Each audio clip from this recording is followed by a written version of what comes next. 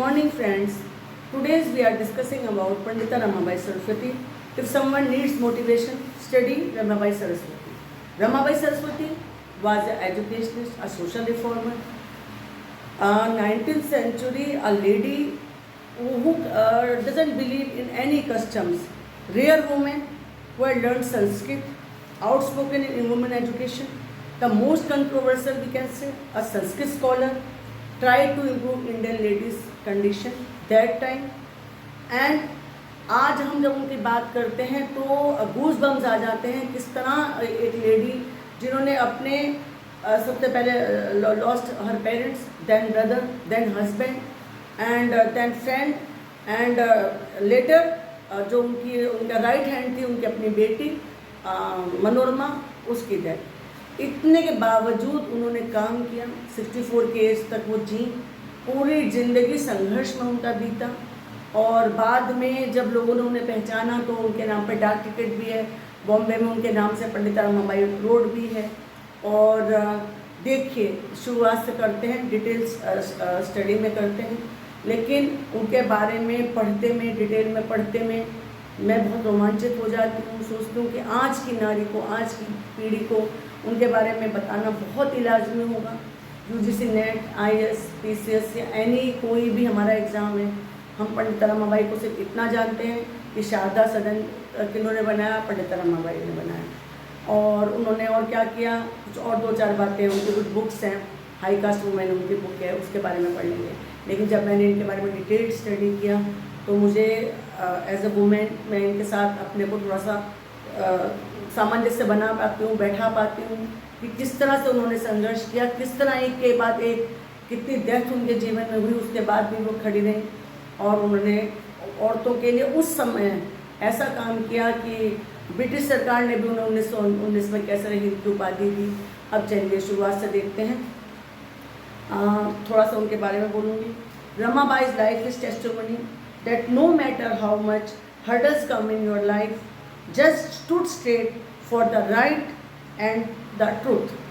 Salute to such a kind woman who existed in 19th century when every evil tradition against her and women's progress was followed in the Indian society. एक बार उन्होंने ये कहा था कि women can do anything as men can except drinking alcohol.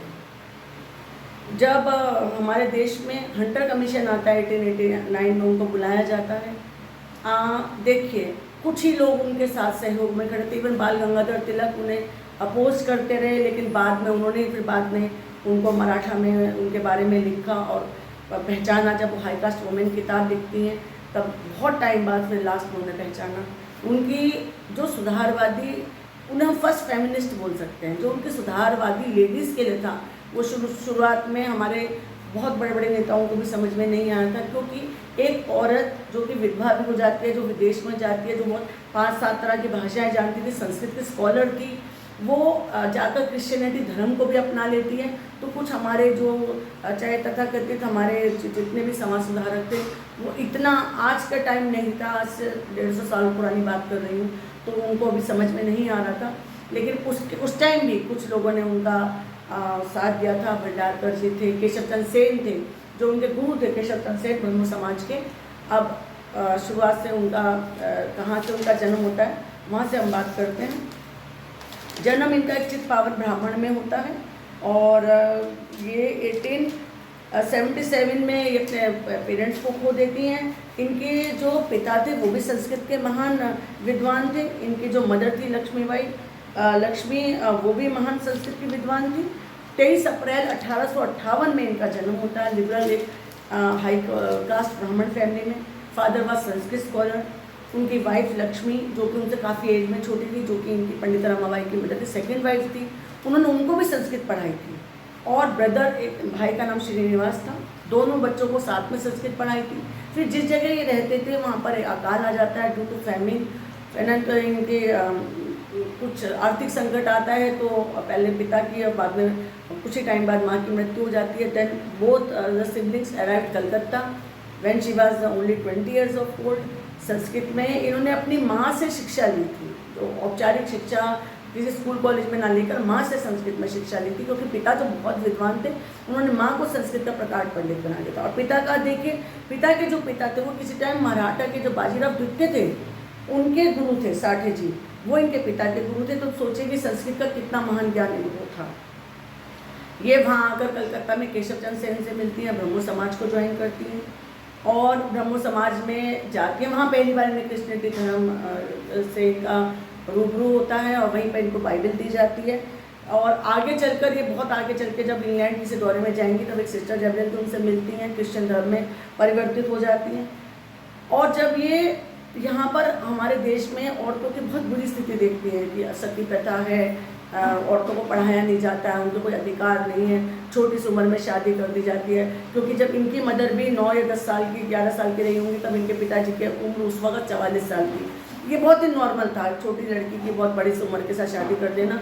बाद में उस पति की, क्योंकि ड्यू टू एज वो उसकी डेथ हो जाती थी, तब कई बार लड़कियां सती हो जाती थी, कई बार वो बाल विधवा भी रहती थी, उनका सिर मुंडवा दिया जाता था, उन्हें प्रॉपर खाना भी नहीं दिया जाता था।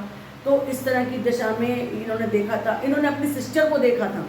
बहुत ही इंटरेस्टिंग सी और मतलब बहुत ही एक अजीब सी कंट्रोवर्शियल सी स्टोरी है जो आज की लड़कियों को बहुत ही अजीब लगेगी। जब मैंने पढ़ा मुझको भी बहुत अजीब लगा कि जो इनसे बड़ी जो इनकी सिस्टर थी रमाबाई से, वो छोटी रही होंगी तो क्योंकि इनके पिता संस्कृत के विद्वान थे तो उनको इस शर्त पर एक हाई कास्ट ब्राह्मण फैमिली का लड़का आके कहता है कि वो घर पे ही रहेगा और उसके साथ वो भी पढ़ाई करेगा संस्कृत की। तो उनके फेरे हो जाते हैं, उनकी शादी हो जाती है। लेकिन जब वो उनके घर में रहने आता है तो वो मना कर देता है साथ में रहने को और उसके माँ बाप उसको ले जाते हैं। और 11-12 साल के बाद फिर वो बोला जाता है कि वाइफ को भेजा जाए। जैसे कि एक बार मैंने आपको एक फेमस रुकुमाबाई का केस बताया था, उन दिनों उस लड़की ने मना भी कर दिया था क्योंकि वो कुछ करता नहीं था। वो लड़की संस्कृत में महान पढ़ चुकी थी, लेकिन देखिए कैसी विडम्बना थी, उसको भेज दिया जाता है। वहाँ पर 5-6 महीने बाद ही ड्यू टू कॉलरा उसकी डेथ हो जाती है। तो इसी वजह से इनके पिता इस रमाबाई की जल्दी, क्योंकि उस टाइम चाइल्ड मैरिज का जब भी कंसेप्ट भी था, पर तब भी वो रमाबाई की शादी नहीं करते हैं। अब फिर से हम दोबारा से अपनी उसी बात पर आते हैं। दोनों भाई बहन कलकत्ता आ जाते हैं। कलकत्ता आकर ब्रह्मो समाज से मिलती हैं। वहाँ पर इनकी संस्कृत की ज्ञान अध्ययन को देखकर केशव चंद्र सेन कहते हैं कि आप अपनी नॉलेज से लड़कियों के लिए कुछ काम कीजिए, कुछ सहयोग कीजिए। घर जा के प्राइवेट ट्यूशन्स पढ़ाती हैं या सभाओं में बोलती हैं। तो इनको सरस्वती की उपाधि दी जाती है कि इतनी ज़्यादा ज्ञानी थी, पंडिता की उपाधि दे दी जाती है कलकत्ता यूनिवर्सिटी के द्वारा। और उसके बाद देखिए यहाँ तक तो बड़ा सुंदर लग रहा है, लेकिन प्रॉब्लम क्या होती है कि इनका जो ब्रदर है वो 1 साल बाद उनके ब्रदर की डेथ हो जाती है।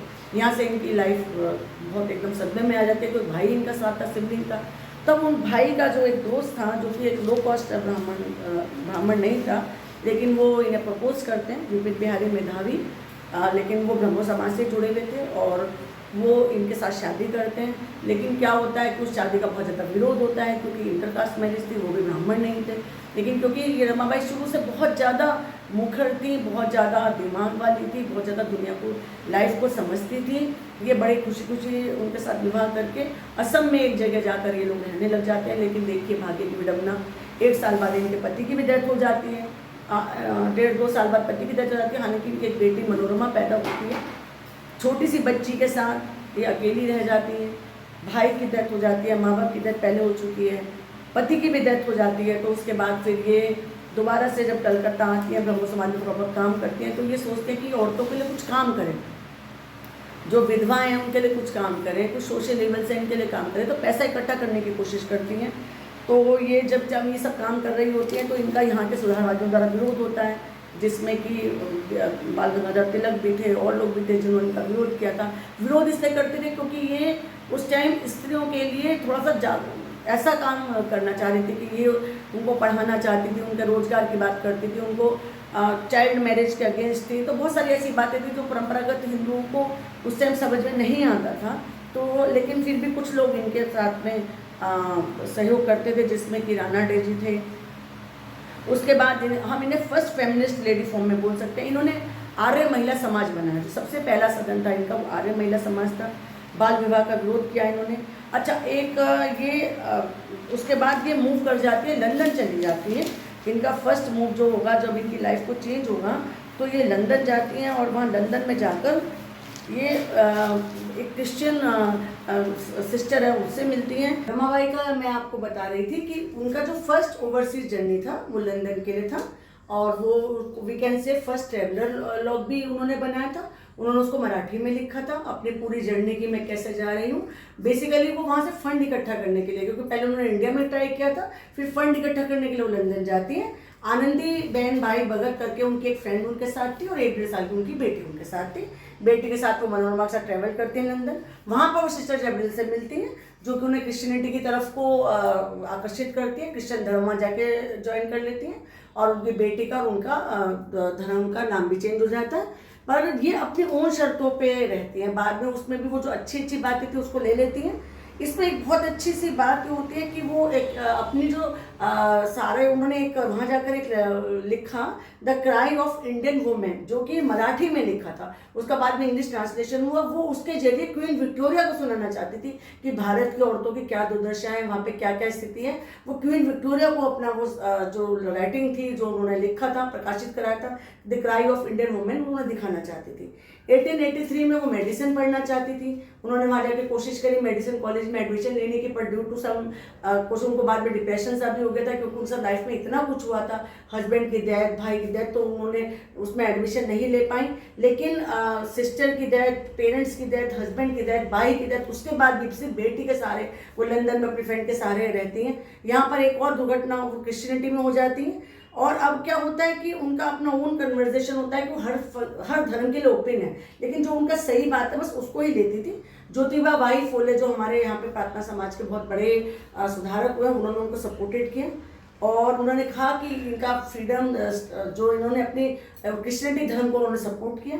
और आगे चल के उनके साथ एक बहुत अच्छी बात, जो मुझे बड़ा एक आश्चर्यजनक बात लगती है, टर्निंग पॉइंट उनकी लाइफ में लगता है कि एक डॉक्टर थे वहाँ पर मेडिकल कॉलेज के, डॉक्टर रसेल करके, अमेरिका के जो डीन थे, उन्होंने उनको बुलाया और शी गेव हर, उन्होंने उनको 3 मार्च 1886 को, विवेकानंद जी का तो फिर भी हम कहते हैं 1893 में जाके शिकागो में बोलते हैं, ये 1886 में जाकर वहाँ पर भाषण देती हैं उस कॉलेज में। और बाद में ये फिर 1889 में इंडिया आती है, रेजिडेंशियल स्कूल खोलती हैं, जो मुक्ति सदन था, जो बाद में इनका जिसको हम शारदा सदन भी बोलते हैं, विडोज के लिए, अनमेरिड गर्ल्स के लिए, डॉटर्स के लिए। उन्होंने इतना काम करके छोड़ दिया, और बस अभी वो सब काम कर रही थी, उन्हें यहाँ पे हंटर कमीशन में बुलाया जाता है। उन्होंने इंडियन कांग्रेस के उसमें क्या जो उनका इंडियन कांग्रेस का अधिवेशन हो रहा था उसमें भी उन्हें बुलाया गया था। बहुत आगे बढ़ रही थी। आगे मैंने बताया 1919 में कैसे इनकी उपाधि भी मिली थी। धीरे धीरे सब लोग उन्हें जानने लगे थे, और उनकी वाली जो बुक थी क्राइंग ऑफ इंडियन वुमेन के बाद जो उनकी एक और जो बुक थी, उसका भी बहुत 10,000 जो प्रति थी वो एक बार में बिक गई थी। 1887 में जो उनका श्री धर्म नीति करके, और जो हाई कास्ट वुमेन उन्होंने बुक लिखी है, उसकी साल भर में 10,000 बुक्स पब्लिश हुई थी। और बस उनके साथ प्रॉब्लम ये आती है कि अभी जब वो सब बढ़ ही रही थी, सब काम बहुत अच्छा कर रही थी, धीरे धीरे बाल गंगाधर तिलक ने उनको इज्जत देना शुरू कर दिया। हमारे समाज में, हमारे पेपर्स में उनके लिए छपना शुरू हो गया। इंडिया में बहुत ज़्यादा वो मानी जाने लगी बाद में। लेकिन उनके साथ क्या हुआ कि अचानक से उनकी जो बेटी, जो उनका शारदा सदन का काम देख रही थी, वो बीमार हो जाती है, और बेटी को बहुत मुश्किल से भी नहीं बचाया जाता। तो बेटी की जो मौत है वो उनको थोड़ा शायद सदमा दे जाती है। तो बेटी के बस साल भर बाद ही 5 अप्रैल में 1922 को उनकी डेथ हो जाती है। बेटी की डेथ 1921 को होती है। 5 अप्रैल 1922 को हम पंडिता रमाबाई की डेथ हो जाती है 64 साल की उम्र में, कि अपने जन्मदिन से कुछ ही टाइम पहले। तो लेकिन पंडिता रमाबाई के नाम बॉम्बे में रोड है, पंडिता रमाबाई के नाम डाक टिकट है, पंडिता रमाबाई के नाम बहुत सारी बातें हैं, फर्स्ट फेमिनिस्ट बोल सकते हैं। सारी जिंदगी संघर्ष में, लेकिन उस टाइम उन्होंने, जो कि लोगों को समझ में भी नहीं आता था, उस टाइम उन्होंने औरतों के लिए आवाज़ उठाई, जो बाहर के विदेश में गई। उन्होंने 7-8 भाषाएं जानती थी, कितने सारे विदेश में भ्रमण किया। मैं उनको नमन करती हूँ, और ऐसी फेमिनिस्ट को जिन्होंने इतना बड़ा कार्य करा। और हमने पंडिता रमाबाई विदुषी सरस्वती के नाम से जानते हैं। धन्यवाद, नमस्कार।